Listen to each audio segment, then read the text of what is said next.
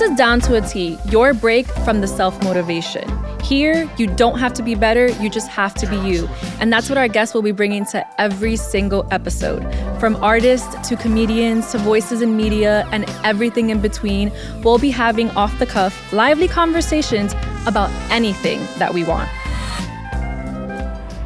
Hi, and I'm back with another What's on My Mind, and I'm very excited to talk about something that very heavily has been on my mind, which is gatekeeping and who gets to tell you what you are, who you are, what you like. It's just crazy to me, and why I'm very excited to get into today's episode, because we get into who tells you what's professional and like what is professionalism at the end of the day. And I think so many examples that I run into is just like what makes an artist. And if you feel like an artist, are you an artist? If you're a runner, someone will tell you because you haven't ran a marathon or a certain amount of miles that you're not a runner. But like, who is anyone to tell you what you are?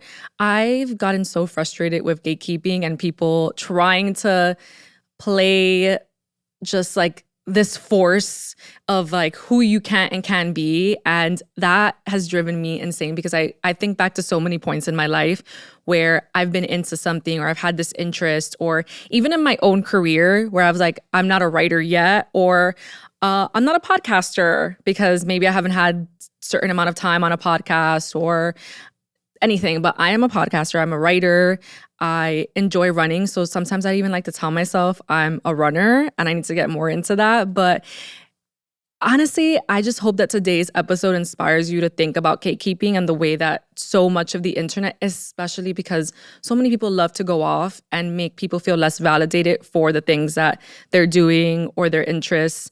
In the comments, someone's saying like, oh, you don't have a right to speak on this. We even have another episode where we talk about gaming. And I've never called myself a gamer, but I actually do enjoy gaming. And I've always played video games. But yeah, I don't call myself a gamer because I don't have an official setup or anything of that sort. Or in a past episode, we talked about, you know, me not being a original fan of a show because I haven't been watching since day one. Like, who are you? So please don't let gatekeeping stop you from being who you are. That's been heavy on my mind, and I'm so excited to get into today's episode so you can hear more on that in terms of professionalism. Because at the end of the day, this is a space for you to be who you are, and gatekeeping always prevents us from that. So cut that shit out, and let's get into it.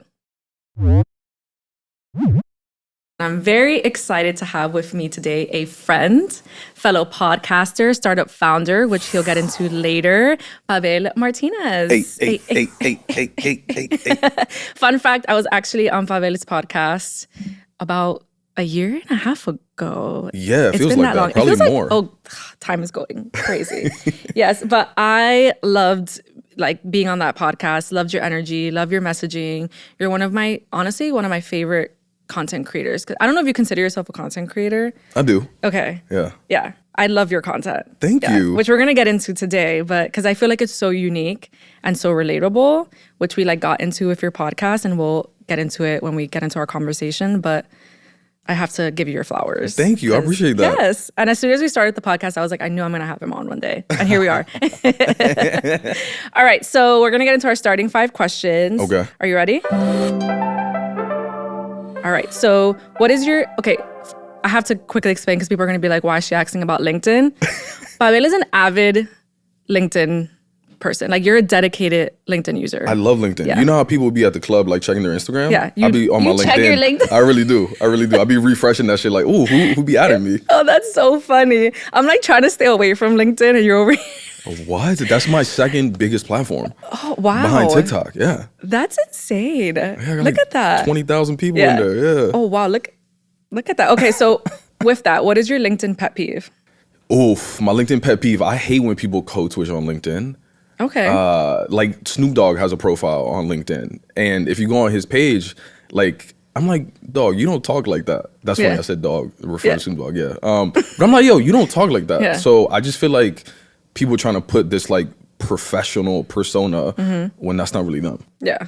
What's like, do you find that, I actually have a great, do you find that that's often with women or men?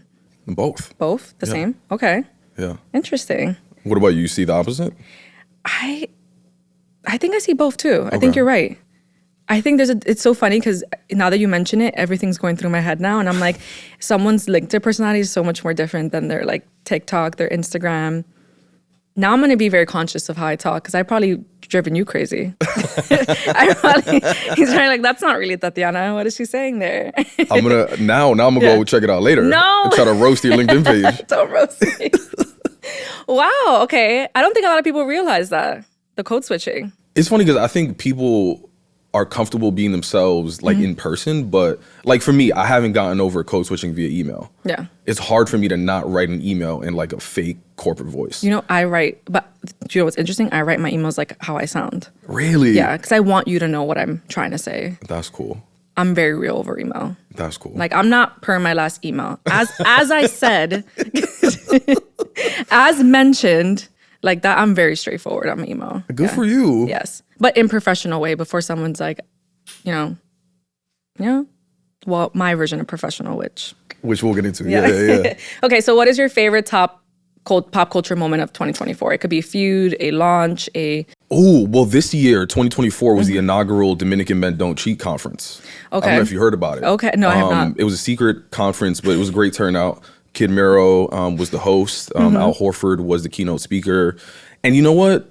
We went through a lot of negotiation, but we made a consensus saying like this is the year where we stop cheating. Okay. Yeah.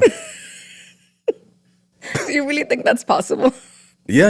Okay. You know the thing is that we needed data on men that don't cheat and the impact on their well-being. So over the past few years, we've been doing the research. And then we put the case studies together in the inaugural conference to convince the world that like now is the time. Now we have enough data on men not cheating and the impact that it has on their lives. Yeah.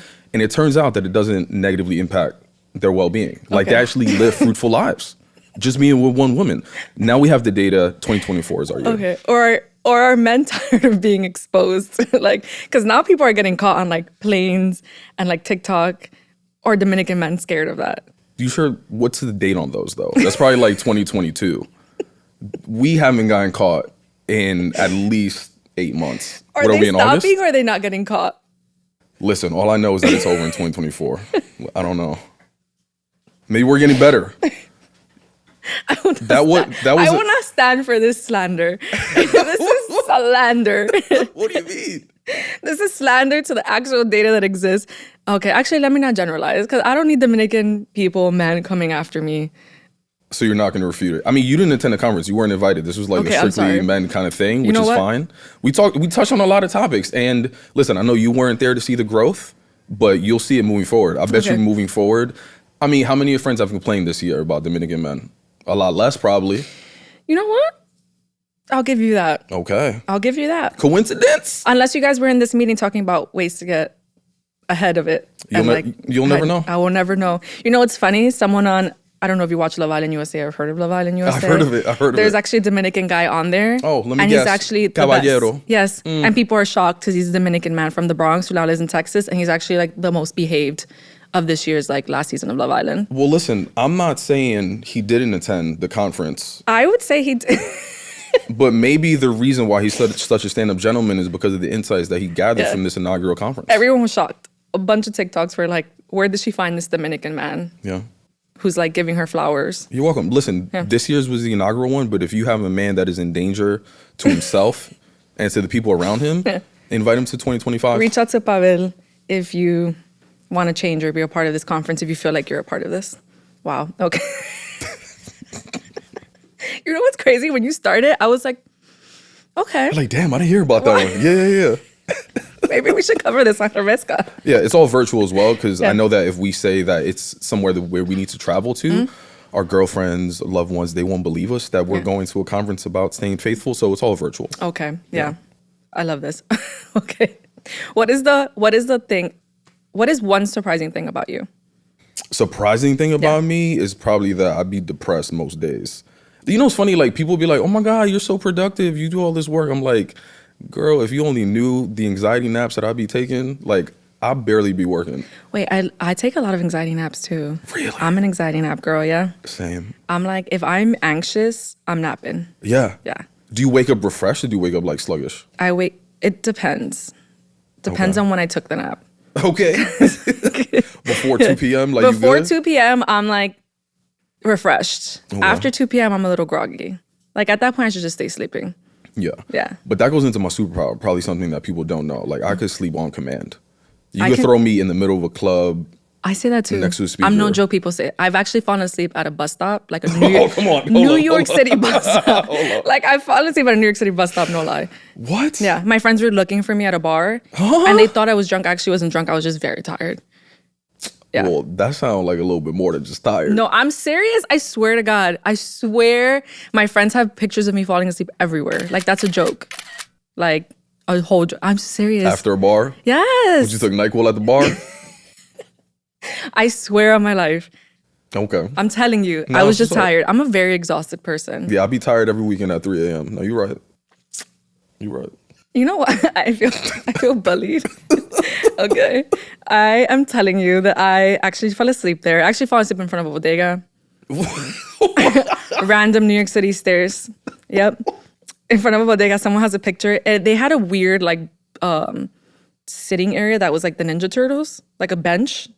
That was the Ninja Turtles. And it said someone has a picture of me sitting on a bench in Ninja Turtles. Can we get this woman a service dog?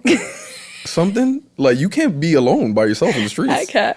Yeah. You know what actually made me stop? I fell asleep in a cab once and it was a Dominican, like older guy. He yelled at me when we got to my house. Faithful Dominican older guy. He yelled. He was like, "Mira, nunca en tu vida tu vas a dormir." For people who don't speak Spanish, he was just like, "Don't you ever fall asleep in a cab again. I could have kidnapped you. You get upstairs safely." He went all that on me. He was like, "Don't you ever as a woman fall asleep in a cab." And I was like, "You right? My bad. Never again." I never fell asleep somewhere random ever again. That's Yeah. wild. I'm worried for you. He went off. Yeah, I'm okay now. I haven't done it in a really long time. Okay. Yeah. I love how we were talking about one surprising thing about you, and now people are learning more about me. Yeah. People are gonna comment, "Are you okay?" You know what's funny? My friends did a TikTok on that, and someone's like, "That's called narcolepsy." Yes. So she needs to get herself checked out. And I was like, "Wow, is this a moment?" They were like, "That's not funny," and I was like, "Okay, my bad." So I'm sorry. Don't come for me. Well, apparently the cure to narcolepsy is just having an older Dominican man yell at you. So This episode is dedicated to the Dominican Dominican. hey. Actually, let me not dance to that. Oh God. Okay, you have on your Instagram bio, Delulu startup founder. Yeah. What is the most Delulu thing about you? Oh my God. I quit my job, cashed out my 401k, all of it. I have my savings account's gone to launch a startup. And I think the most delusional part is that I need to raise money from investors. I mean, my competitors have raised like millions or billions of dollars, and only 2% of all venture capital funding goes to Latino or Black founders combined. So 1% each. So I think I'm a little delusional thinking I could do it, Yeah. but I'm on the path. There you go. So is it really delusional? I think so. I mean, the definition of delusional is looking at the data and thinking you could do it despite that. I think that's a lot of our lives, though. Yeah, I think you got to be delusional to like be successful. Because then I would call myself delusional. Maybe. Yeah. Yeah. Even a starting podcast is a little delusional. Even to think you could be in the position that you are is probably delusional. Yeah. 100%. Yeah. There was no one. I think we got to be a little Yeah. delusional to be successful. I like that. Yeah. I'm going to write that down somewhere. It's like if we don't believe in ourselves, then who will? Who will? Yeah. We have to be the ones to prove the data wrong. Exactly. Change the data. Exactly. Yeah. All right. What is your go-to comfort food? Oh, wrap me up in a bowl of pasta. Okay. What kind of pasta? Any pasta. Any pasta. But a little chicken parm though. Okay. That's Okay. any pasta though. Yeah. I don't care what sauce you throw on that. All right. So which would you prefer, red sauce or white sauce? You have to prefer one. That Can't sounds say dirty both. as hell, but I'm gonna say red sauce.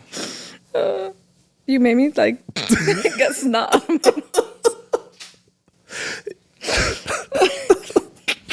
Yo, speaking of white sauce, you know what's funny? Coming in here, and I was like, oh, what are the top cultural moment?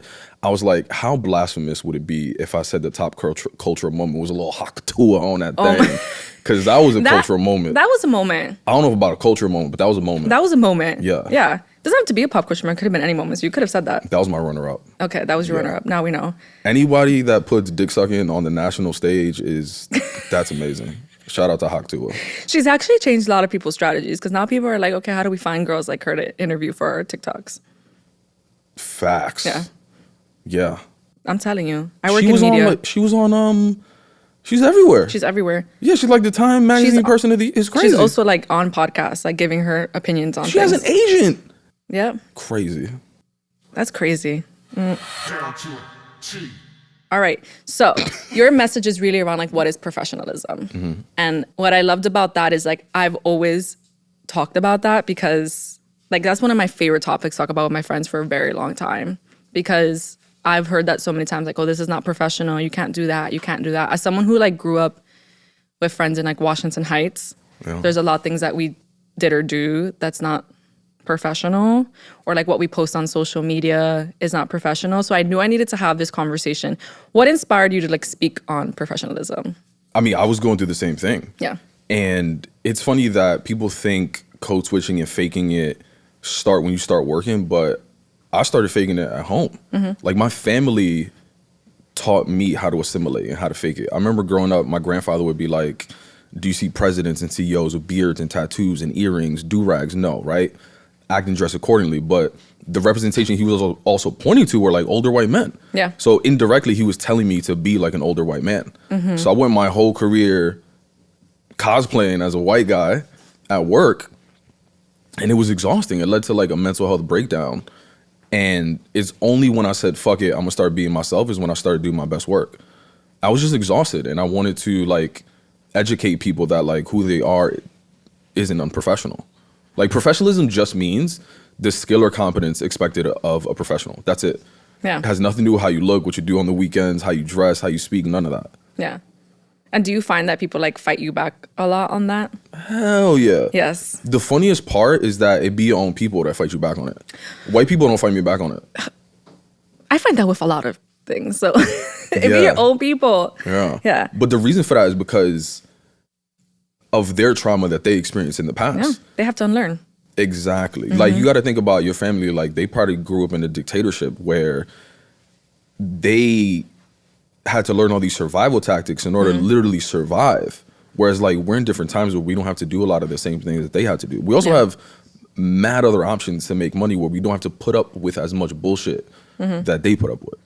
Okay. Yeah. So what are 3 things that you considered unprofessional that you like had to unlearn? Like give me 3 examples that you do or have. Having a beard. Okay. Wearing sneakers. Or just like wearing this outfit like non-casual, like just casual clothes in general. Yeah. Like those are 3. I'll give you 3. Because you said sneakers. I think that's a big one for me. Yeah. God forbid I ever wanted to wear sneakers somewhere. Thank God that became a thing where it's like okay to wear sneakers. But that still is a conversation of like, why are you wearing sneakers? Tattoos. Oh, that's a big one. It took I don't have any tattoos still because of that. I do have, I finally got tattoos. My father's face. I was like, I promise you I'm not going to get fired tomorrow because I got tattoos. Yeah. And then my hair. I used to straighten my hair. I know a lot of girls will resonate with this, a lot of women, that you have to straighten your hair to be professional. Yeah. Look at me now. Yeah, it's crazy. Yeah. I still don't have my ears pierced because of that. I've never gotten a tattoo. Really? I know. I want to get my ears pierced this year, not because there's like some earrings that I really want to wear, just like for the hell of it. But also a big one is how I speak. Yeah. I was told not to talk about like what I did on the weekends. Yeah. But like it was nothing illegal. I was just like uptown dancing. Yes. Popping bottles, smoking hookah. But my coworkers, like I always thought about like why was it cool for my coworkers talking about going to Burning Man, openly talking about doing drugs, popping mollies, not showering for a whole week. And not that that's illegal, but should be. But it's not cool for me to say I was smoking hookah uptown. Yeah. That's what I feel you on. It doesn't make any sense. That's exactly what I was like, why I resonate with you so much is because that's how, like, going to, you know, uptown spots, smoking hookah, all the lighters and sparklers. And like, I wouldn't share that, but it would be something that lives on my phone. And it's just like, I could never dream of sharing that because that's super unprofessional. That's the other thing. Like I was taught, I remember in college, before I went on internships, they would tell me to like essentially hide my social media. Yeah. They'll like delete your pictures, present yourself this way. So like even what I presented on social media, like I was trained on like what was appropriate and what wasn't appropriate. Yeah. I remember being in an internship class and they literally had pictures of like how to dress or how to show up and how to not show up. Even like how to write emails and all these kind of things. I'm like, it's all bullshit. It's all made up. Like we as a society, we've just created these standards that literally don't make sense. I cannot agree with you more. And then you said the talking thing, and that's also, you know how many times I was given the advice to like go take speech classes or like, really? Yes, it's insane. It's like I just have different slang or like, and it's funny in the editing world where you'll have people edit you, but like you know who you're talking to in your work, and then I'm like, you putting like taking away my language or the way I would say something is just like someone's gonna resonate and understand what I'm saying. So it's just interesting. I mean, I look at like anchors and I still don't get it. Like, why is there such a thing as like a news anchor voice? I don't understand. Yeah. I don't understand. Yo, you know, so, well, this may be a darker subject, but like the Secret Service. Secret Service as a whole, isn't it fascinating that like the Secret Service, like you think of them as like mobile, emergency, gotta be active. Why are they wearing suits? Shouldn't they be dressing like they're going to Blink Fitness? Like, it just makes no sense. Okay. There's so many, again, there's just like so many rules around like, again, that are just made up. Somebody made it up. Professionalism looks like, and people having to dress uncomfortable. That's how I felt about heels. I was like, why am I putting my feet through this? Crazy. But this is why I needed you on the podcast, because this podcast is all about like just, I like to say we're like anti-motivation. We're not here to tell you to get up at 6 a.m. We're not here to tell you dress like professional. We're here to tell you to be yourself. Yeah. Like be you. And that's what like the whole podcast is about. That's why I was like, that. I need to have you on, because I'm tired of people telling people how to dress and talk and wear their hair, and people feeling like they have to do that in order to. And I'm trying my hardest to like break out of, because I feel like I could be so much more active on social media, but so much of it is like, what if somebody sees this, or what if someone says, I have so much I always want to go off on. Ooh, and tell me about that. I don't know why I'm flipping it, but like, what do you mean? Flip it. What are you anxious about? I don't know. My anxiety is like, oh, if someone sees this, and then it's like, people are evil on the internet, and they'll like go and like message your job or like at your job, and someone being like disagreeing. Like I've had that where I've had writers that they tell me like, hey, one of my tweets is going viral and people are like tagging the company. And I always tell them like, that is your opinion. I'm not gonna like fire you for this. Again, unless it's violent or, you know, then we can sit down and talk about this and talk about your career. But if it's something like you're just giving a music take and the internet's going off, I'm not. So even if something like that goes off, I'm just like scared of me giving. People be passionate.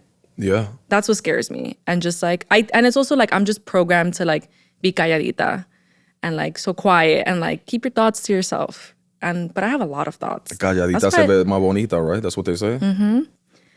Quiet, you look better, prettier. Yeah. Yeah. Which is not true. Yeah. Right? It's nuts. It's interesting too, though, like whenever we think of, like, all right, so that's the main reason why people don't want to be themselves. Why people are scared to like go against the grain of what is traditionally considered professionalism, because they're scared that worst case scenario, I'm going to get fired, right? But that's the problem, is that our mind always goes towards worst case scenarios. Yep. And we swear we can predict the future. We can't. Yep. Right? You know what's crazy? 80% of our thoughts are negative. 95% of them are repetitive. Okay. So it's really difficult for us, and we got to be intentional on like shifting that to a positive scenario. Like, why can't our brain go from, if I'm myself and I share my authentic take, it's actually going to resonate with a lot more people, and people are going to fuck with it and love it, versus, oh my God, I'm scared to do that because people are going to judge me. Yes. Like, that's how we should be thinking. But again, our brains are programmed to like always think negatively. Yeah. And then also I feel like it's just funny to me, because I'm just like, I've always seen people curse on the internet, and That's another one. That's another one. And it's just like, I wouldn't dare, because I'm like, this person can curse because they're white, and I can't because I'm going to be ratchet, or I'm going to be, and that's something I've been fighting. And every time someone comes to, they're like, can I curse? I'm like, fuck yes, please curse on the podcast. Like, talk how you would talk. And so like, if I need to curse, I'm going to curse. So that's something I actually been doing more of if it comes out. I'm also not trying to force it, but Yeah. it's so interesting to me. Yeah, but for me, I think a bigger thing is just also, I feel like I'm just also thinking out loud as I'm thinking and processing things as I'm talking to you. I feel like you're such on a harsher lens when you're a person of color. And it's like, if you, like, for me, my interest, I always get scared of being seen as like dumber, or because I have hot takes on like reality television or like pop culture. I'll like want to talk about Haktua Girl. And it's just like, it just feels like I've never felt like validated to speak on that. So that's why I'm like, I'm trying to break out of that though. And I'm like giving my takes more. But here's the thing though. Yeah. Did anyone say that if you talk about those things, you'll be dumber? No. And that's the crazy part. We just tell ourselves that story. story. We tell ourselves that, yeah. Like we just get stuck in that negative thought pattern and like making up that story in our heads. Yes. And that's why I want people to come on here. Right. And that's why I'm like, what have you never been asked that you want to be asked? And then it's crazy the responses that I'll get. Because people want to talk about reality television. They want to talk about the last thing they saw that was trending. They like get their thoughts out, and every single person's like, I've never been asked this, or I've never been. And I'm like, this is the place for you to actually show that side and like talk about topics that you haven't been validated to talk about. Yeah. Yeah. That's dope. Yeah. You know what's funny? I don't think people stop to realize the impact that faking it has. Yeah. Like we often think about like us faking it, like the individual impact. But we don't stop to realize like the people around us are looking. So I had this episode with this woman named Ana Chepi, and she was saying that like every morning when she got dressed, her son would be her son can tell who she was gonna meet with depending on how she got dressed. Interesting. So she'd be like, "Oh, mom, today you're meeting with the finance folks?" Yeah. And she'd be like, "Yeah, how did you? Okay, whatever." So then next morning she'd be on the phone with like another client, and he'd be like, "Mom, you're meeting with the creative folks today?" And she'd be like, "What the hell?" Because she'd be a different version of herself every day to meet with a different client.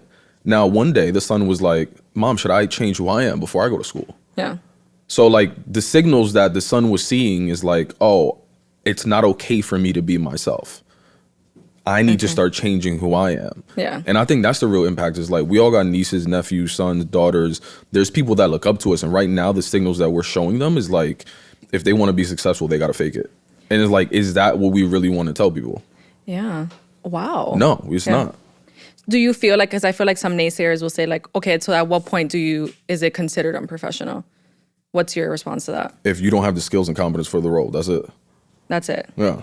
Like, all right, there was this, like, the most controversial slide that I've had on, like, speaking engagements, because I do speaking engagements about this, is that, like, I don't think if you have an OnlyFans tooting that thing in the air, it makes you unprofessional. I don't think it does. Okay. Yeah. Yeah. But that's a controversial one. Like, a lot of clients, like corporations, they'll tell me to take that slide out. Really? You when presenting to their employee base, yeah. Okay. That's why I'm like, wait a second. Is there, like, a limit? Because I'm like, but that's a lot of unlearning for a lot. I feel like you're leading a conversation that a lot of people aren't ready to hear yet. Yeah. And I'm like thinking about, because remember there was a time where like the sex workers weren't a thing that was embraced. And now people are saying like respect sex workers. And like there's like now more respectable conversation and dialogue around sex work and things of that sort. Now you're saying like, okay, OnlyFans, that doesn't make you unprofessional. I don't think so. I mean, one that is triggering for folks is like, I gave the example of a teacher with a middle school class. And like, you really went there. And if the teacher has a OnlyFans, like I don't think it makes them unprofessional. Okay. Yeah. That's a controversial one. Yeah. What about you? Think so? You know what's crazy? I'm just like, you can throw it back at me. You're like, oh, I don't want it. No, now you have me thinking because I'm just like, I run into the thought of like, oh, what if a kid comes across it? But why is that kid on OnlyFans? Right. So then, yeah. Yeah. I mean, by definition, like. But that doesn't mean they're less of a teacher. Exactly. Yeah. What we really want to say when we call someone unprofessional, what we really want to say is like, hey, I feel uncomfortable with the lifestyle choices that you've decided for yourself. Yes. That's what we really want to say. But we don't want to say that because that puts the blame on us. That says, oh, I have a bias towards sex workers. I have a bias towards people with tattoos. I have a bias towards people that wear sneakers with their suits or whatever it is. Like I have a bias towards curly hair. Yes. And like, that's fine. Like I'm biased too. Yeah. Like if I go to a coffee shop and the barista don't look like Post Malone, I'm getting out of there. Like if the barista look like this short little Latina lady that looks like my mom, I'm like, she don't know how to make latte art. Yeah. I'm getting out of there. But That's me. That's a bias that I created in my head. That's not true. You want to hear a crazy bias that I've had? We all have a bias though. That people make fun of me? What is it? I don't like doctors that are attractive. I just, for some reason, it makes me feel like they're less qualified. Okay. And that's crazy. And doctors don't come for me. Yeah. That is totally on me. I actually started giving attractive doctors a chance. All right. Not in that way. All right. I was like, because there was a woman, I really wanted her. She had really great ratings. Really? And I need a new doctor. She has 5 stars on ZocDoc. I'll give her an extra star. But she was like so attractive. And someone was like, why don't you just pick her? And I was just like, I don't know. It makes me feel really uncomfortable that she's so attractive. Because then I feel like, why is she so attractive as a doctor? Yo, I've never heard that before. That's so good. I'm telling you. I don't know why that bothers me. Listen, I don't even need a doctor, but I need a doctor. You feel me? Send me that link. I don't know why I feel comfortable when they're like objectively less attractive. That's hilarious. Yeah. Yo, I would be offended if I was your previous doctor. A PC. That's crazy. Be like, oh, so I'm hideous. That's what's up. Damn, imagine my doctors are watching and they're like, oh, so that's why I'm her doctor. I'm so sorry to all my doctors. You are all beautiful people. Yo, that's crazy. My doctors are probably going to be like, we have no more appointments. Like, I'm going to try to make my yearly and they're going to be like, I said I'm giving them more chances though. Okay. I don't know why that bothered me. And I needed to mention that because you just said that. I was like, I've actually never said that out loud. Yeah, but I think I'm glad that you mentioned that because you're honest and open about like we all have these bias. Like made up perspectives in our heads that they don't have anything to do with like, again, how well you can do your job. Yeah. We just made that shit up in our heads. Yeah. I'm just going to say the attractive doctor was great at her job. She actually did the most extensive testing for my blood work. And I was like, wow, you're great. Yeah, my insurance doesn't take her anymore. So unfortunately, sorry, that's not why I let you go.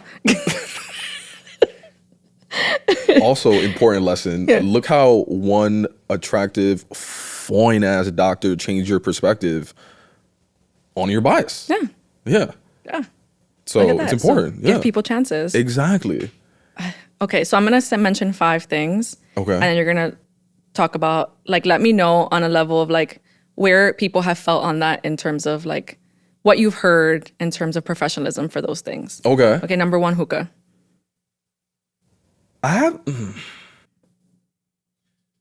Yeah, I mean, my abuela would say that's like the devil, so. My abuela says the same. Again, I don't think it's unprofessional, but most people would say that's unprofessional. Like posting it. Yeah. Yeah. Okay. But I've posted videos on LinkedIn like blowing hookah smoke into the selfie camera. On LinkedIn? On LinkedIn. Okay. Yeah, and I was like, this is what an executive looks like, and I blew the smoke. And what were the comments like for that? Yes. Okay. Oh my God, I posted, one of my best performing posts from this year was me, a drunk story. You know what's funny about LinkedIn? Like people be coming up to me at the club, like be like, oh my God, I see you on my feed. From LinkedIn? Yeah. Wow. Why? Because you could be ratchet and professional. People on LinkedIn be a little ratchet, yeah. Okay, see, I love that. All right, 2, what's the craziest thing you've heard about your beard? About my beard? Yeah, like having a beard as in terms of professionalism. Yo, your friend, one of our mutual friends, somebody at work told him that he looks like a terrorist and he should shave it. Yeah. What? Oh my God. Yeah. Okay, 3, popping bottles. I haven't heard anything, but the story that I tell myself is like, that's unprofessional. Yeah. That's unprofessional? No, it's not. Yeah, but that's what I've been told. Told yourself, yeah. Most of these things are from family. That's what I'm saying. Yeah, but that's why I'm like, tell me what your family has said so that people, when they're hearing it, they understand like, oh, you're not the only one that's hearing this. Oh yeah. My mom, when I first started like working in corporate, she was like, don't go to happy hours with your coworkers. Like it's just a plot for them to like get you drunk and get stories out of you. I've heard that. I've actually heard that where it's like some evil clan is gonna like get me drunk and like expose me and take pictures and videos of me and show it. And I'm like, yeah. What? And like they don't need to get you drunk because you fall asleep on your own. That also sounds like an HR violation. That too. That too. All right, sneakers. Oh my God, sneakers. I haven't heard, you know what's funny? Like I haven't heard anything about sneakers. It's been a long time. Have you ever heard anything about bikinis? Because that's a big one. What? Where women don't want to post themselves like on vacation in bikinis and things like that because it's unprofessional. Oh yeah. Matter of fact, wait, with sneakers, you know what's funny? I haven't heard this, but I've always been so observant, like taking the trains in the morning. I see women change into their heels when they get into the office. Yep. Which I find so fascinating, the fact that you got to carry a separate pair of shoes. Yep, in your purse. It doesn't make any sense. Yep. Yeah. I've literally done that, where I go to the bathroom before. I've gone to an interview in the past and like ran to the bathroom and changed my shoes. Yeah. I was like, what if I run into this person and they're just watching me change? I don't remember last time I dressed up for an interview. Interesting. Well, I mean, granted, Zoom kind of things has changed. Too, yeah. Yeah. But if I apply for a job now, I'm so curious what I would do. Okay. Like, would I go to the interview like this, or would I like dress up? Okay. I don't know. And I want to say that I will dress like this, but yeah. Well, you got to keep us updated if you do. I'll let you know. Yeah. Yeah. And then last is interest in terms of like, I'm trying to think of like random interests. Like for me, reality television, talking about those things. Right. Is there ever an interest that you had that you were like scared to share with the world? Yeah. My dating. Dating is a good one. And you know what's crazy? Non-people of color talk about dating like nothing. Yeah. I remember being like, I remember going on like client dinners because I used to be in sales. Yeah. And people used to ask me like, oh my God, well, what are you doing this weekend? Or what did you do this weekend? And I would like always lie. It'd be like laundry 10 weeks in a row. And it's just like no sense, right? Yeah. Meanwhile, I met a woman on Tinder or Hinge, went on a date, blah, blah, blah, but I would never say that. Yeah. Because the story that I told myself in my head was like, next time I present, they're not going to take me seriously. They're going to be like, look at this slut. All he does is go on dates. I'm not going to look at that report. Dumb as hell. It's not true though. Yeah, you know what I mean? Like true. we just make up those stories in my head, in our heads. So that was one. As far as dating as a hobby is wild, but yeah, that's the hobby that I thought about that I didn't want to put in there. He said dating. Dating's my hobby. Yeah. Yeah. You have an app. Yeah. Can you tell us more about this? Because I need to hear it. Yeah. So the way I describe it is if Grammarly and your therapist had a baby. All right. So you input a journal entry, which is completely encrypted. It's a fancy way of saying like, we just can't see what you write. You click one button and we'll tell you the limiting beliefs that you're displaying. So like when you're jumping to conclusions. So that whole story that you shared right now, if you put it into the app, you click a button, we'll tell you like, you're probably trying to predict the future. Like, is that really going to happen? You should probably seek more data before like understanding that. And then you could click another button to have a conversation with the AI to help process your thoughts. And people that use it say that it feels like they're talking to a therapist, which is perfect. Yeah. Awesome. So it's an AI-powered self-discovery coach. And the name of the app? Plural. Where did you come up with the name Plural? So professionalism, I always thought I had to be like this single version of myself. It was like, I can either be an executive or I could be this like ratchet individual. But it's not about the ors, it's about the and. Hence like plural, more than one. Okay. Yeah. Look at that. And this app was made with like people of color, black and brown communities in mind? Or is it something that you're like, this is for everyone? Yeah. So the way that I think about it is that like I want to create an app for the most underrepresented and underserved communities out there. And based on the research that I've seen, it's the Black and Latinx community. So I'm creating it specifically for the Black and Latinx community, but by definition, if it's useful for them, then it's useful for everybody. Yeah. Yeah. And is the AI ever going to talk to us back to how we would talk to them? Like how in our voice? It does it right now. It does it right now. Well, it does it right now via text. Like even my mom using it, she was like, because it went back and forth in English, and she was like, oh, perdón, like, yo quiero hablar en español. And it was like, ¿qué lo que? Dime. She was like, well, who is this? So it's text to text, it's voice to text, and in a couple months we're going to release voice to voice. So just like if you were to call like a therapist or a coach and it goes back and forth, it'll be like that. Okay. Yeah. These therapy apps better watch out. It's crazy, yeah. I love that. Yeah. Look at that. Okay. And when did it launch? It launched 2 months ago. We got paying customers, and we're about to start rolling out our pilot programs with some big corporate names and a couple of colleges and universities. So they'll be testing it for free with the hopes that we'll do like longer term partnerships. Yeah. That doesn't sound so Lulu to me. Let's see if Remezcla is one of the corporate partners, you know? Okay. We'll see, yeah. Okay. Okay. Let's add it to the employee benefits package is all I'm saying. You know what? Yeah. He's out here pitching himself. This has turned into a business. And I appreciate you, Pabel, coming on the pod. Where can everyone follow you? find you? Where can they find the app? Well, definitely on LinkedIn at Pabel Martinez. And then everyone can find the app on the Apple App Store. We're working on Android, should be launched later this year. But it's called Plural. Spell it. Plurawl. Everyone on social media, Plural. Amazing. Well, thank you for being here. And thank you everyone for watching and listening. Stay tuned for the next episode of Down to a T. Down to a T.